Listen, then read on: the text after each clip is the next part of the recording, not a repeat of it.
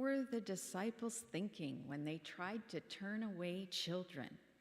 That Jesus had more important or better people to talk to and educate? The reading talks about both babies and children, so maybe the disciples thought that howling babies drowning out Jesus' important message was not the best thing. The disciples were also reflecting the attitude of their time, which was that children were only appreciated for their own earning potential. Until they could help in the home, in the fields, or in their parents' profession, they were just another mouth to feed.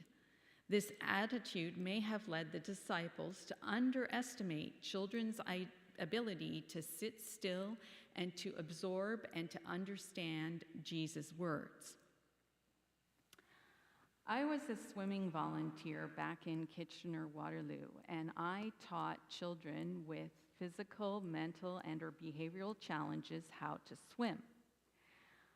The behavioral challenges were usually because of the child's frustration with their physical and mental limitations. One of the children I swam with was 6 years old, tied to a wheelchair, could barely move his upper body, could not speak. He had been diagnosed with severe developmental delays, but no underlying cause, so there was no treatment and no hope for improvement. I would put the child in a life jacket and then on a noodle, and I would drag him through the water in the obviously shallow end of the pool for 40 minutes, the duration of the lesson, talking to him the whole time. Occasionally, I would flip him onto his back and do the same thing. But somehow I could sense he didn't like that, so I'd always warn him, and then afterwards, when I flipped him back on his stomach, he would laugh out loud. I didn't know that the child could make any sound at all. And at the end of the lesson, when I took him out of the pool and his father put him back in his wheelchair, the only thing I can say about the expression on the child's face was sulking. You could see he was thinking, I was having fun in the swimming pool and then this nasty person took me back out again. So even a child with severe limitations could express joy and sadness. While we like to think that we would not act like the disciples and when children come to us, in our collective Canadian history, we have turned away Indigenous children, took them from their parents, and sent them to residential schools. Yes, that is in the past, but the intergenerational trauma that's stemming from the residential school system still exists today. Also today, I read a recent news story about an overwhelmed foster care system in the Hudson Bay area. Social workers are babysitting children taken into care in their offices because there are no foster homes available in the surrounding communities. Now, we could discuss whether all those children need to be in care. However, the social workers are worried that they are going to miss a child who is truly in danger while they're babysitting. As well, neither the children being babysat in an office instead of cared for in a home, nor the social workers are getting the environment they deserve.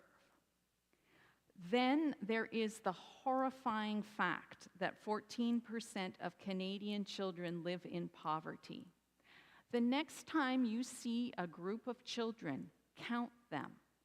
Every seventh one is living in poverty. Misha just told me that means in an average classroom, there are 4 children in poverty in that classroom. I read an article that likened child poverty to crossing as a race, but instead of crossing a finish line, you cross the poverty line and leave poverty behind. Poverty is one of those issues that tends to be intergenerational. So the parents who are poor are either on social assistance or working long hours at minimum wage, often in unsafe conditions that they don't dare complain about because they really need the work. They may not be at home for their children as much as they like.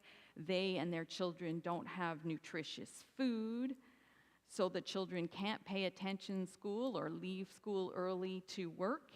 And then because these children lack education or training for better jobs, they end up in jobs working at minimum wage in often unsafe working conditions, and the cycle goes on. We need to educate ourselves on the root causes of poverty to break this cycle. Getting away from the disciples for a moment and focusing on Jesus, he welcomed children because he saw the intrinsic value of every individual. He also said the kingdom of God belongs to those who receive it like a child. What does that mean? It does not mean you have to be under 19 to get into the kingdom of God, but it does mean that you need to show some of the traits that children naturally possess. Some of those traits include trust and dependence on others, a sense of wonder, and loving and forgiving easily. Trust and dependence on others, children have no choice but to exhibit in their first few years of life, or they would not survive. But that does get eroded as they get older. They are told to be aware of their surroundings. They are warned, and rightfully so, that there are people out there who may harm them. While these messages are unfortunately necessary, we still need to put our trust and dependence in God to reach the kingdom of God. Children are born with a sense of wonder. Who has not gone for a walk with a toddler and stopped to pat every dog, to explore every blade of grass, and to sniff every flower? We need to recapture some of that sense of wonder when looking at the world around us to reach the kingdom of God. Children love and forgive easily, which becomes much more difficult when we get older and we remember all these perceived slights and insults that were done to us. I have personally seen several families, though thankfully not my own, where a minor disagreement has led to an estrangement. In one case, the person, one of the people, parties to this estrangement, actually eventually passed away, and the estrangement continued in the next generation. We need to love and forgive others to reach the kingdom of God. At this point, you are probably wondering about the title of this reflection, The Vulnerable Among Us, as I have only been talking about children. Most people see children as small and in need of protection, therefore vulnerable. Some people also see the other end of the age spectrum as frail and in need of protection, therefore vulnerable. Unfortunately, others see them as targets for scams and taking advantage of their trust. This is not a plug for my Fraud Prevention for Seniors presentation being offered 3 times at the end of November, but a reminder that some seniors, particularly those who live alone and who suffer from health issues or just from loneliness, need our support as much as children do. Speaking of vulnerable individuals, who else did the disciples turn away? Surely they did not turn away the well-dressed, the people whose influence could help spread Jesus' message, their neighbors and their friends. But what about the addicted, the mentally ill, the unhoused? I realize the disciples would not have used those terms to describe these individuals, but they might have turned away people who didn't smell good, who weren't well-dressed, who walked around talking to themselves. What about in today's world? Do we also turn away, or at the very least ignore the addicted, the mentally ill, the unhoused? These individuals are just as vulnerable as children, But because the underlying cause of their vulnerability is a huge social issue, people feel that there's nothing that can be done and therefore don't do anything. I understand this feeling of helplessness, particularly in the case of addiction and homelessness. One day this past summer, I came into the church to cover both the office and the custodial work because of people who were away. As I entered the building, I discovered that someone had used the front entrance as a washroom. Now, I realize that's because there are not enough public washrooms for the unhoused operating 24 hours a day, but that didn't make the situation any easier.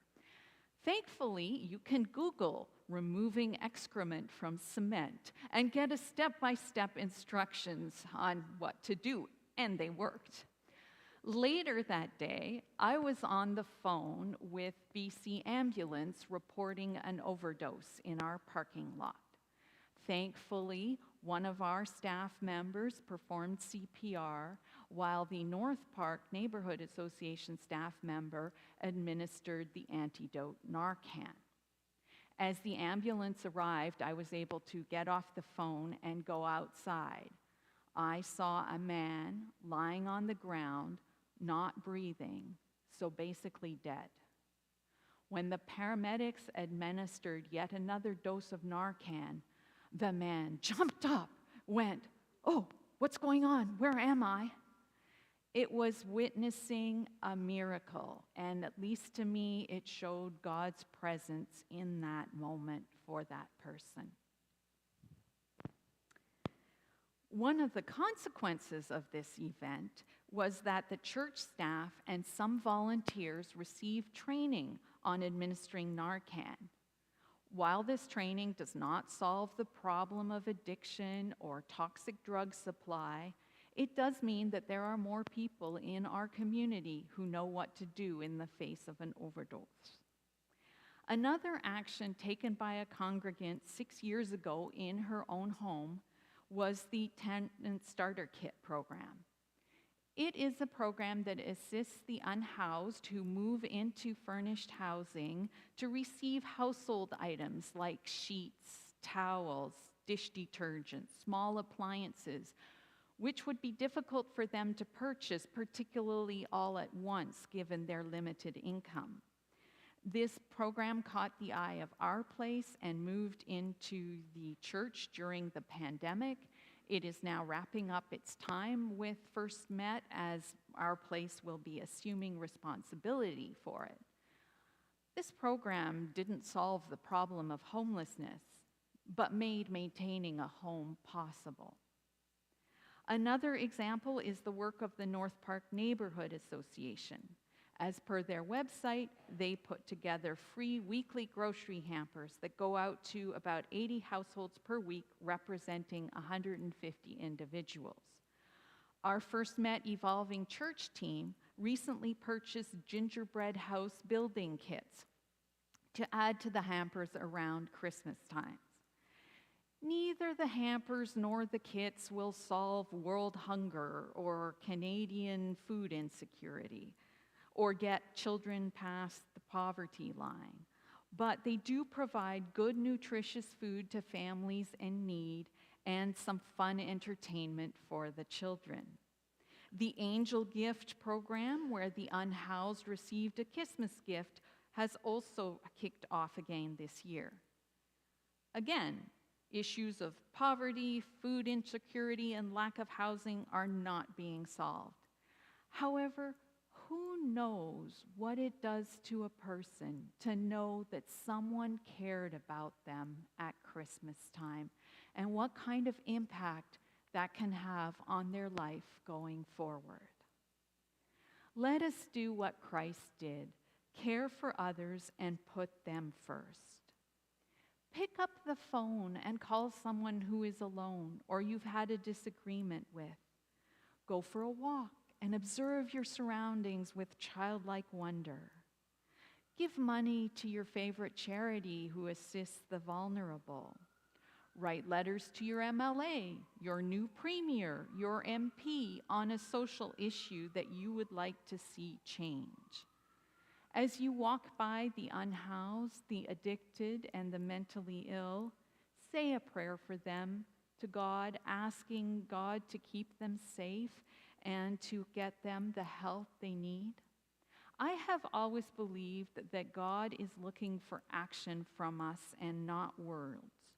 While none of us individually can solve the societal issues that leave people vulnerable, all of us can take a small action today to move forward on these issues. And the people say,